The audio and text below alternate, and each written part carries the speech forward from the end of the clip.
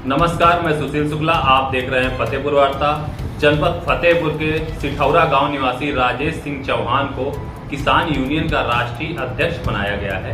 इस पर जनपद वासियों की क्या मानसिकता है और वो किस नज़र से देखते हैं, दिखाते हैं आपको पूरी रिपोर्ट। जी सर, क्या नाम है आपका?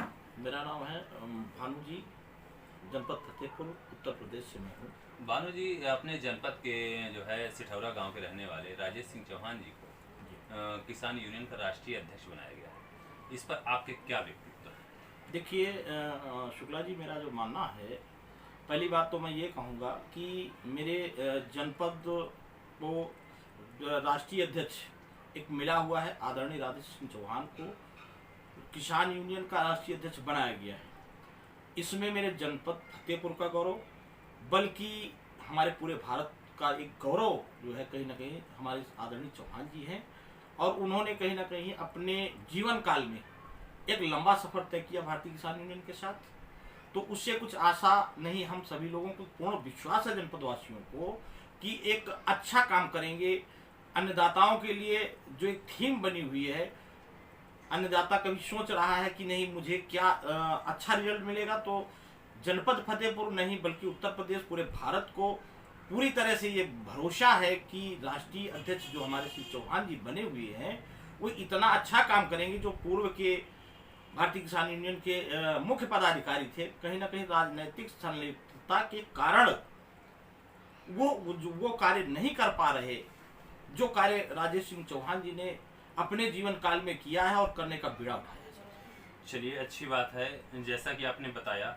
लेकिन जो है चौहान जी का जनपद फतेहपुर में 20 तारीख को आगमन है, तो उस पर क्या क्या तैयारियां हो रही हैं और किस तरीके से हो रही हैं? देखिए जो सथी तैयारियों के विषय में बृहद रूप से तैयारी की गई है। और बृहद रूप में वो कहीं ना कहीं आप लखनऊ से चलकर असनी पुल होते हुए जनपद में आगमन की व्यवस्था की गई है और एक रूट चार्ट तैयार किया गया है। उस रूट चार्ट के जरिए जनपद के प्रमुख स्थानों तक पहुंचते हुए और पहुंचकर जो जनपद के आला अफसर हैं, डीएम है, कप्तान है, उप जिलाधिकारी हैं, जितने भी जिम्मेदार जनपद के अधिकारी हैं, उन अधिकारियों से वार्ता करके और जनपद के अन्नदाताओं और किसानों, अन्नदाता जो किसान हैं, उनकी समस्याओं के विषय में एक सूक्ष्म वार्ता होगी पहली बार। फिर इसके बाद उन्हें ये कहीं ना कहीं आवाज कराया जाएगा कि अब वो पूरी पुरानी हिला हवाली नहीं चलेगी, आप लोग सजग हो जाइए, वरना कहीं ना कहीं जिस रूप से किसान यूनियन का कार्य है उसको हम जमीन पे लाके परिणित करके जो है दिखाएंगे कि किसानों की पीड़ा को कैसे दूर किया जाता है। राजेश सिंह चौहान पूरी तरह से जानता है कि किस तरह से पीड़ा दूर की जाती है। चलिए, आप भी किसान हैं, आप भी किसान के बेटे होंगे, तो आपका क्या संदेशा है किसानों के लिए? मेरा संदेशा है साथियों, किसानों के लिए, मेरा किसान, जैसे कहावत है हिंदू धर्म में कि बजरंग बली, आप बजरंग बली हैं, अपनी ताकत का एहसास नहीं है। किसान वो ताकत है जब वो धरती का सीना चीर कर हिंदुस्तान के सभी जीवों के लिए भोजन की व्यवस्था करता है मेरा किसान। और अपनी ताकत को स्वयं किसान नहीं जान पा रहा है कि मेरी ताकत क्या है। जिस दिन हमारा किसान यह जान जाएगा कि मेरी वो ताकत है कि जिले के जितने हुक्मरान हैं, प्रदेश के कितने भी बड़े राजनीतिक लोग हों, अगर किसान अपने पे जग गया तो सारे काम कहीं ना कहीं किसानों के एक इशारे पर, और जो किसान के नेता श्री हमारे राजेश सिंह चौहान जी बनाए गए हैं, उस ताकत को कहीं ना कहीं एहसास कराने का काम करेंगे। और हम लोगों को, जनपद वासियों को पूरी तरह से जो है ये विश्वास है कि हमारे आदरणीय राजेश सिंह चौहान जी हमारी ताकत का एहसास हमारे जनपद के आला अधिकारियों एवं प्रदेश में बैठी हुई सरकार को कराने का काम करेंगे। अच्छा, एक चीज आप ये बताइए भानु जी कि टिकैत जी के बारे में आपके क्या व्यक्तित्व है? देखिए, टिकैत जी के विषय में हमारे जो व्यक्तिगत विचार हैं, टिकैत जी नो डाउट अच्छे लीडर हुआ करते थे, लेकिन कहीं ना कहीं इस 2022 का चुनाव में उनकी राजनीतिक संलिप्तता और कहीं ना कहीं राजनीतिक महत्वाकांक्षा दिखी। और अगर ये किसान यूनियन अराजनैतिक एक दल है, उस दल पे अगर राजनीति का कहीं पहरा जो है हो गया, चूंकि किसानों को, राजनीतिक दल को हमारे उत्तर प्रदेश नहीं देश में अगर कोई सरकार बनती है तो चुनी हुई सरकार से ही हमेशा संघर्ष करना है। और अगर कोई भी किसान यूनियन का नेता, बड़ा नेता यदि राजनीति की संलिप्तता दिखाई तो निश्चित रूप से जो हृदय स्पर्शी जो उनके लगाव होंगे, उन लगाव के कारण हम किसानों की लड़ाई नहीं लड़ सकते सर। इसी क्षुब्धता के कारण मुझे ऐसा प्रतीत हो रहा है कि हमारे आदरणीय राजेश सिंह चौहान जी ने अपनी कहीं ना कहीं जो है उस टिकैत जी की व्यवस्था से अलग होकर एक नई व्यवस्था देने का काम किया है। जैसा कि आपने कहा कि राजनीतिक दल नहीं है आपका और राजनीति से संलिप्तता के कारण उनको जो है पार्टी से बाहर किया गया है, तो क्या आपको लगता है कि राजेश सिंह चौहान जी किसी राजनीतिक दल से संबंध नहीं रखेंगे? दरअसल मेरा जो मानना है, मैंने व्यक्तिगत जीवन में देखा है कि आज लगभग जैसे अभी 15/5/2022 को ही जो है प्रेस कॉन्फ्रेंस के जरिए गन्ना अनुसंधान ऑडिटोरियम में जो है श्री चौहान जी को राष्ट्रीय अध्यक्ष के रूप में घोषित किया गया है।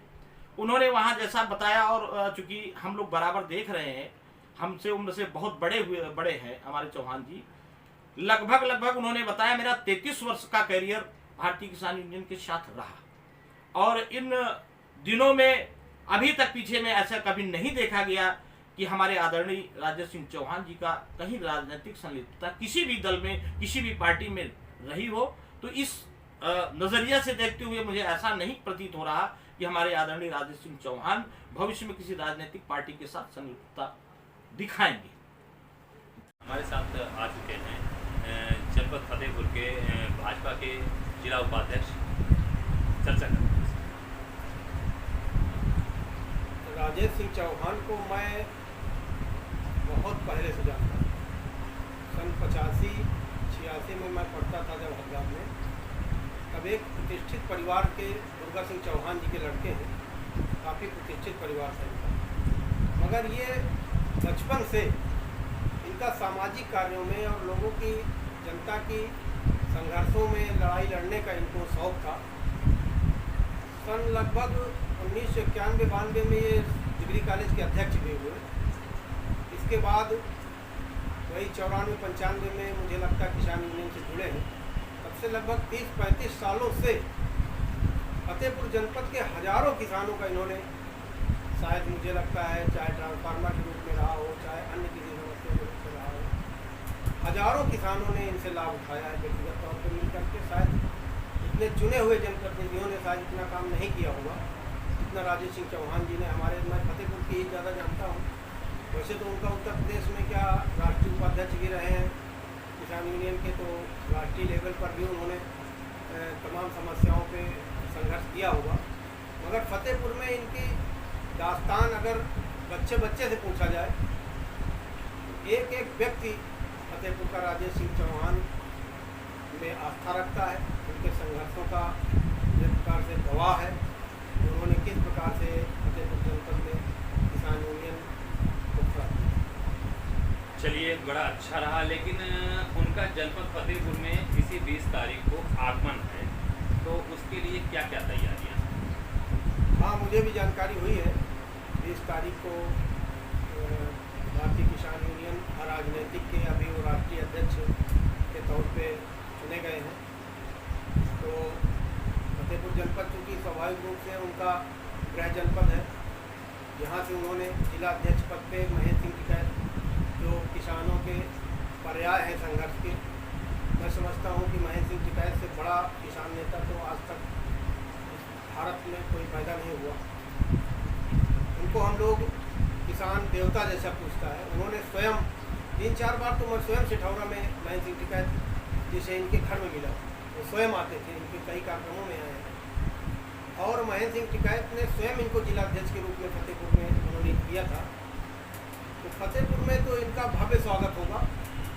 और ये जो इन्होंने स्वयं अभी राष्ट्रीय अध्यक्ष पद पर मनोनीत हुए हैं, इससे फतेहपुर के हर किसान को बड़ी ताकत मिली है। संघर्ष करने की एक नया जज्बा उनके अंदर पैदा हुआ है और हम लोगों के अंदर भी उत्साह है कि चूँकि राजनीतिक ये संगठन है, तो हम लोग भी इसमें का बहुत बड़ा गौरव राष्ट्रीय अध्यक्ष के रूप में हमको राजेश सिंह चौहान जी के रूप में मिला है, तो हम लोग भी इसमें कुछ ना कुछ सहयोग जरूर करेंगे। जैसा कि आपने 2 बार 3 बार इस बात को बोला कि राजनीतिक यानी राजनीति से कोई संबंध नहीं, सिर्फ किसानों के लिए जो है काम करती है कि भारतीय किसान यूनियन। तो क्या लगता है कि राजनीति से भारतीय किसान यूनियन दूर रहे? अभी तक तो जो फतेहपुर में मैंने इनके हाव भाव हर चीज़ देखा है, तो राजनीति से तो इनका कोई सरोकार नहीं रहता था। छोटा सा नेता बनता है एक ब्लॉक स्तर का भी, तो वो तुरंत विधायक सांसद के लिए दौड़ने लगता है।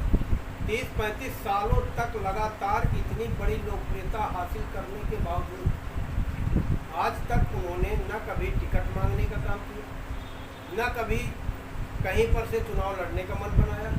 ये उनके किसानों का जो दर्द उनके मन में है, नहीं तो मैं समझता हूँ कि कोई व्यक्ति 35-40 सालों तक लगातार सामाजिक अराजनीतिक रहते हुए काम करता रहे और इतना लोकप्रिय भी हो, उसके अंदर भी मन के अंदर एक कहीं ना कहीं जागृत हो जाता है कि मैं भी विधायक बनूं, मैं भी संसद भवन पहुंचूं, विधानसभा पहुंचूं। मगर मुझे नहीं लगता कि उनके अंदर कभी भी ऐसा उन्होंने लक्ष्य बनाया हो या कभी उनके मन में पैदा हुआ हो। तो मैं समझता हूँ कि पूरी तरह से अराजनीतिक होकर के वो किसानों के लिए संघर्ष आगे भी जारी। चलिए, आप भी जनपद से ही हैं, आप भी किसान के बेटे हैं और आपके पास भी खेती होगी, तो आप किस नज़रिए से देखते हैं किसानों के हित के लिए क्या ऐसा नया मुद्दा है या क्या ऐसी चर्चा है जो राष्ट्रीय अध्यक्ष जी मुद्दा बनाएंगे या उस पर चर्चा होगी? अब ये तो हम लोग बैठ करके बात कर लेंगे उनसे, मगर समस्याएं तो बहुत ज़्यादा हमेशा रहती ही हैं। वैसे तो अभी आपने पिछला चुनाव देखा होगा कि जिसमें कोई भी समस्या, जैसे बिजली की समस्या हमेशा किसानों की रहती थी, लेकिन इधर काफ़ी दिनों से बिजली की समस्या नहीं रह गई थी। मगर अब वो अपना किसानों के नेता हैं, तो जैसा उचित समझेंगे हम लोगों से कोई राय मशविरा करेंगे तो हम लोग भी उनको कुछ समस्या किसान में होते हुए जो समस्याएँ हैं बताएँगे। मगर उनके पास तो स्वयं लिस्ट बनी होगी, किसानों के पास रहते हैं रात दिन, तो स्वयं तय करेंगे। जैसा कि किसानों में एक चर्चा और चल रही है कि इस समय उत्तर प्रदेश सरकार किसानों के बिल की माफ़ी की चर्चा जो चल रही है प्रदेश में, कि कुछ ऐसा चर्चा हो रहा है कि किसानों के हित में बिजली माफ़ी की कोई व्यवस्था या छूट की व्यवस्था हो रही है। तो क्या ये मुद्दा उठेगा और राष्ट्रीय अध्यक्ष जी के द्वारा क्या ये आदेश पारित हो सकता है? ऐसी चर्चा है जनपद। अब ये तो उन्होंने कहा है कि हम बात करेंगे मुख्यमंत्री जी से और हमारे भारतीय जनता पार्टी के नेताओं से भी चर्चा करेंगे।